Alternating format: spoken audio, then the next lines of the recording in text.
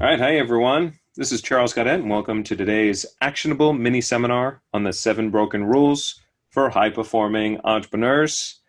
Grab your pen and paper because we're going to get right down to business. Now, how many of you have heard the saying, the secret to success is hard work? Me too, right? I mean, we were raised with this idea. And I took this to the extreme, literally by getting up at 3:30 in the morning every morning so that I wouldn't quote unquote oversleep. And I worked all day long until I couldn't keep my eyes open anymore. Holidays or weekends, didn't matter. That was my life 7 days a week. And while there was a consequence to all of this, I was miserable, frustrated, overwhelmed, and without question overworked. No matter how hard I worked, it was always like 2 steps forward and 1 step back. I was on the proverbial hamster wheel, and while working hard, I just wasn't making enough progress. And perhaps the only thing more frustrating than making the amount of money that I thought I should be making was looking around me and seeing inferior competitors working less hours than I was, but making 10 times more money. So you see, the question that kept plaguing me wasn't how can I make more money? Instead, it was what's the difference between those people working 80 hours a week who are barely making ends meet versus someone else who's working just 40 hours a week and earning 10 times more? So I was determined to find the answer, and for the past 14 years, I've invested hundreds of thousands of dollars traveling the world, researching and studying billionaire and centimillionaire entrepreneurs. And I found that just about every top performing entrepreneur had 7 rules in common.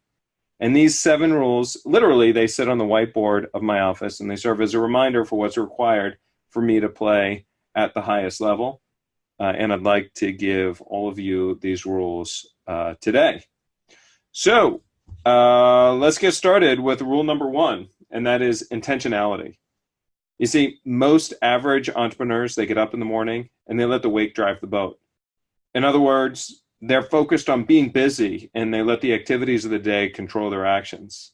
We all know people like this, these entrepreneurs. I mean, they're busy, really, really busy, and working long hours. And at the end of the day, they come home exhausted and disappointed because no matter how hard they worked, they still don't feel like they got anything done.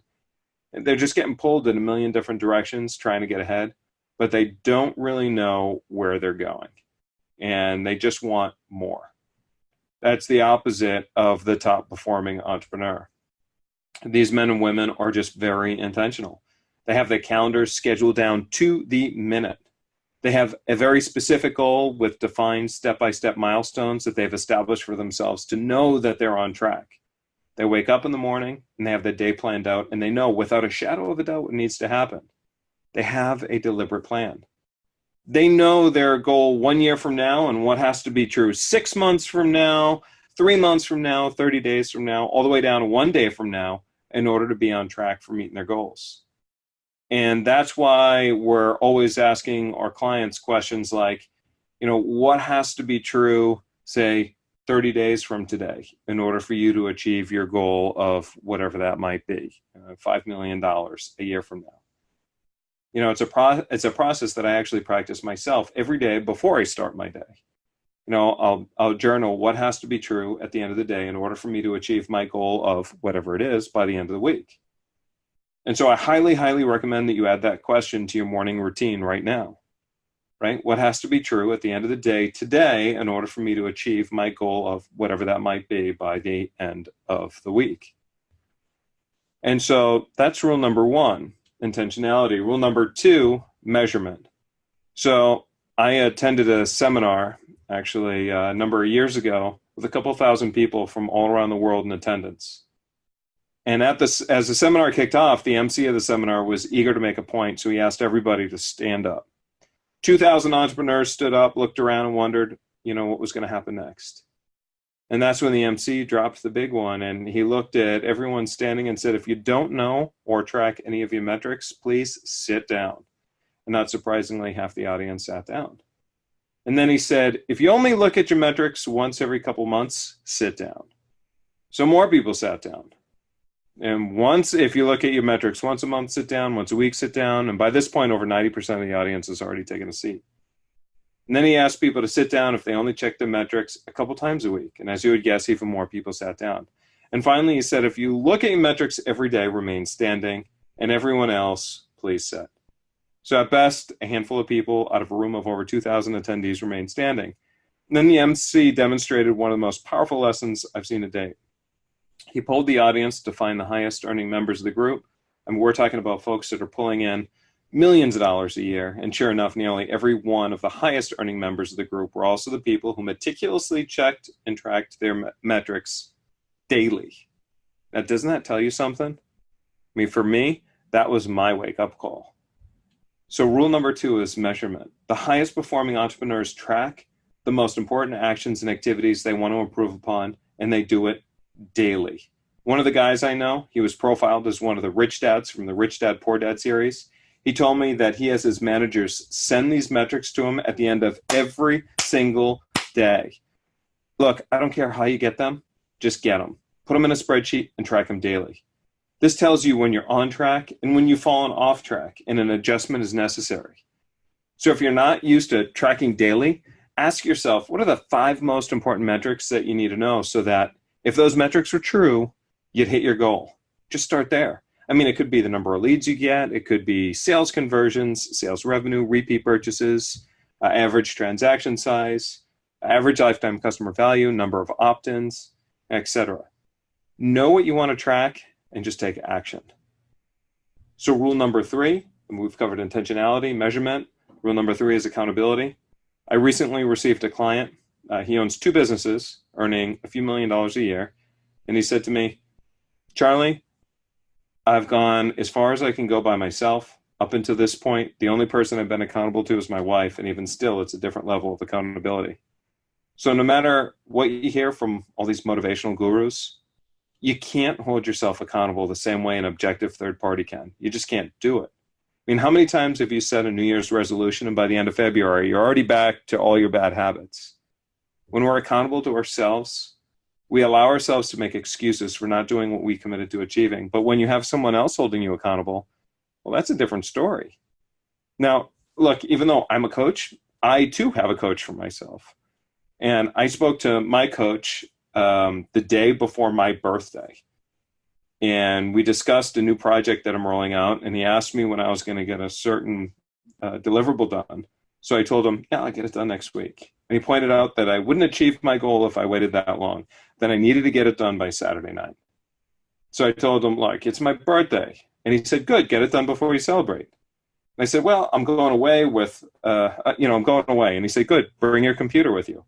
And then I was like, well, I'm going to be with my family and friends. And so he said, well, then wake up before everybody else. But see, the point is, no matter what excuse I came up with, he pushed me to remain accountable to my goal. And you know what? I got it done.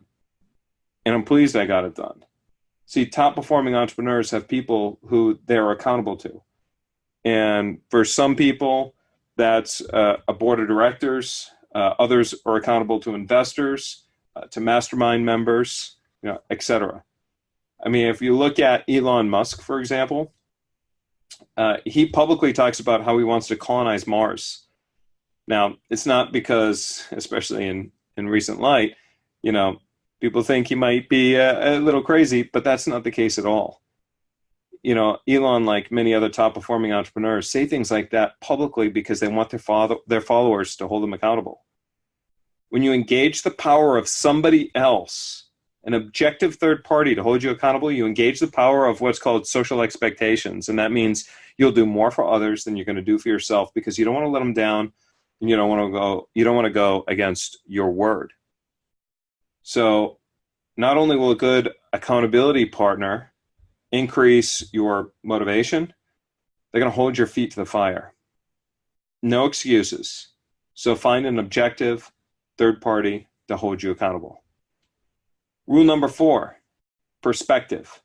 Nearly every single person, whether we're talking about the founders of Google, Richard Branson, Bill Gates, Dale Carnegie, Warren Buffett, and even Tony Robbins, all of them, every single one, have or has had a mentor. Now, I want to tell you, you've probably heard the importance of mentors, so I'm not going to go into that. But what I'm going to tell you is why. And that's what most people don't understand. And it comes down to objectivity.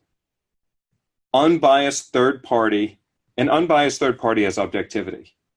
And you see, the reason why you can't coach yourself is because you lack objectivity. You have a bias towards the outcome, and you have certain prejudices against certain actions that you should be taking because of a fear of failure. You're worried maybe that you're not smart enough, or maybe that you're not good enough.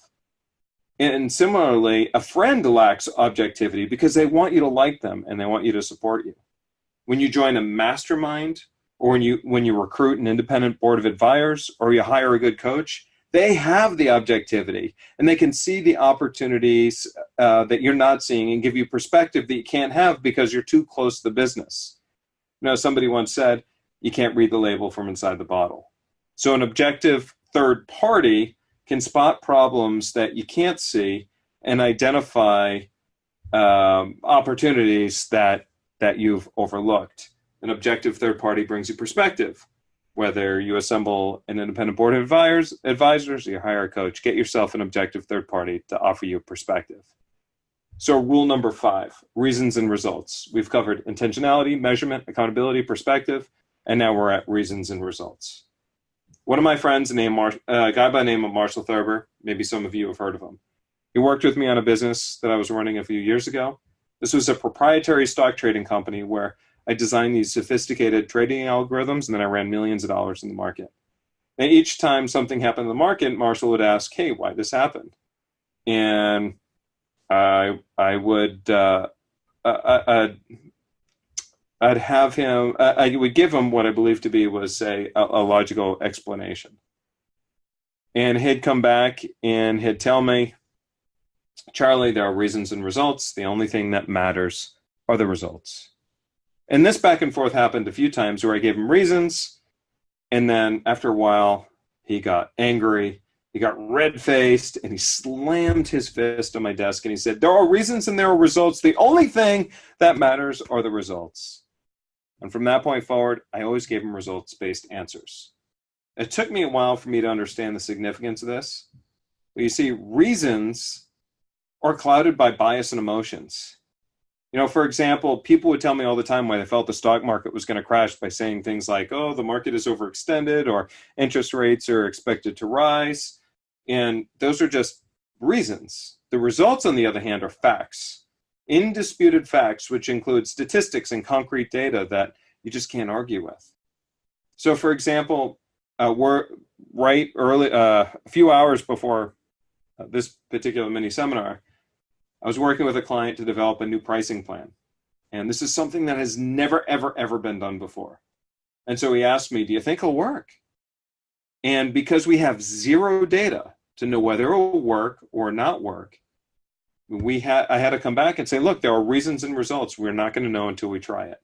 See, there's just far too many people out there that are teaching theory and whatnot, but we have to have fact-based results type conversations. And so we've all been in those meetings, right, where you've got 6 or so people sitting around the table and they're all debating back and forth, telling you why something's going to work or not work or this and that. When you focus on reasons and results, you got to let the results do all the talking. And when you have results-based discussions with your team, it eliminates all the emotions and all the guesswork. And the top entrepreneurs have fact-based discussions and make fact-based decisions. If there's no fact or data to back it up, reasons and results, put it to the test, get some data, know what's working and know what's not working. So again, remember, there are reasons and results. The only thing that matters are the results. Let's go to rule number 6, fear. Jack Canfield said, success can be on the other side of fear. You see, entrepreneurs embrace this fear and are not afraid to get uncomfortable. In fact, if your goals don't make you a little uncomfortable, then you're playing it far too safe. I learned this years ago. I was a platinum partner with Tony Robbins. And he told me big people have big problems. Small people have small problems. You can tell the size of a person by the size of the problems that they have. And so whether we're talking about Richard Branson or the Dalai Lama, they have big problems that they're trying to overcome. Most people run away from problems. Big people, they create big problems to solve. I had breakfast with a guy named Dr. John DeMartini. Some of you may recognize him from the movie The Secret. And he told me that people earn wealth in proportion to the size of the problems that they're trying to solve. So in other words, if you're only looking to provide money for yourself, your wealth is small. If you're looking to provide an impact for your family, your wealth grows a little larger. If you want to provide an impact to your community, it's a little bigger. Your state, your country, the world, it continues to grow. Each time you strive to make a bigger impact, your wealth grows in proportion. And now look at the billionaires of today, guys like Elon Musk and Richard Branson and, even Jeff Bezos. They're talking about space travel and going well beyond our planet. Again, big people create big problems. They don't look at fear as something to run away from. They know their success is a direct result of the willingness to step into the unknown and get uncomfortable. So take a look at what you're doing now. Take a look at your goals. Look at what your problems are. Are you staying all too comfortable, or are you pushing the boundaries and making yourself uncomfortable? So push yourself. And finally, rule number 7, we've got focus. This goes way back to Pareto's rule of 80% of your results come from 20% of your efforts. So when Steve Jobs came back to Apple after getting fired, he eliminated 70% of Apple's products. A year later, the company went from losses of $1.04 billion to a $309 million profit. Jobs had focus and knew what was most important. Right now, you have more opportunities available to you than any other time in history. More opportunities to generate leads, more opportunities to convert leads into sales, more opportunities to generate referrals, more opportunities to get repeat business, more opportunities to increase average customer value, more. Having more opportunities may sound like a good strategy, but most of us forget that it takes time, energy, and money and resources to chase each one. In a book, The One Thing, by Gary Keller, if you've never read the book, it's a great book, pick it up. It's called The One Thing by Gary Keller. He says our brain is like the central processing unit, or CPU of a computer. The more applications and functions running on your computer, the slower the computer and the less optimal your operating capacity. Your brain thrives on your ability to focus. Yet we're constantly complicating things. We create huge to-do lists and should-do lists when in fact our success happens more quickly and efficiently when we simplify and focus. In fact, you should know that I can trace all the millions that I've helped my clients make over the years to breaking one of the cardinal coaching rules, and that is you don't need more. Your growth is not a result of just getting more information. It's your focused action that actually gets results. Steve Jobs figured this out when he said, that's been one of my mantras, focus and simplicity. Simple can be harder than complex. You have to work hard to get your thinking clear to make it simple. But it's worth it in the end because once you get there, you can move mountains. And in no surprise, Apple was the first company to ever reach $1 trillion market value. And focus was a major testament to their success. So to recap, rule number 1 of the 7 broken rules for high-performing entrepreneurs. Rule 1, intentionality. Have a very specific goal with a specific plan. Ask yourself, what has to be true 1 week from today, 30 days from today, 6 months from today, in order to achieve your goal of whatever that is, 1 year from today. So rule number 2, measurement. Start tracking your 5 most important metrics for hitting your goals daily. It could be the number of leads you get. It could be sales conversion, sales revenue, repeat purchases, average transaction size, average lifetime customer value, number of opt-ins, and so forth. Know what you want to track and take action. Rule 3, accountability. Find an objective, independent third party to hold you accountable. That could be a board of advisors or a coach. Rule number 4, perspective. Remember, you can't read the label from inside the bottle. Nearly every billionaire and centimillionaire has had an objective mentor of some sort. Get one. Rule number 5, reasons and results. Let the results do the talking. And when you have a results-based discussion with your team, it eliminates all the emotions and the guesswork. The top entrepreneurs have fact-based discussions and make fact-based decisions. Remember, there are reasons and results. The only thing that matters are the results. Rule number 6, fear. Big people have big problems. Small people have small problems. Be willing to get uncomfortable, and remember what Jack Canfield said. Everything you want is on the other side of fear. And finally, Rule number 7, focus. Your brain thrives on your ability to focus. You don't need more. Your growth is not a result of just getting more information. It's your focused action that gets results. So that wraps up today's free business training. We're going to continue to add more free business trainings. You can go here to the link, predictableprofits.com, free-business-training, or just go to predictableprofits.com and click on business training. We're going to continue to go put more valuable content out there to help you grow your business, scale it over to that next level. So again, my name is Charles Gaudet. Thank you everybody for attending. We'll see you next time.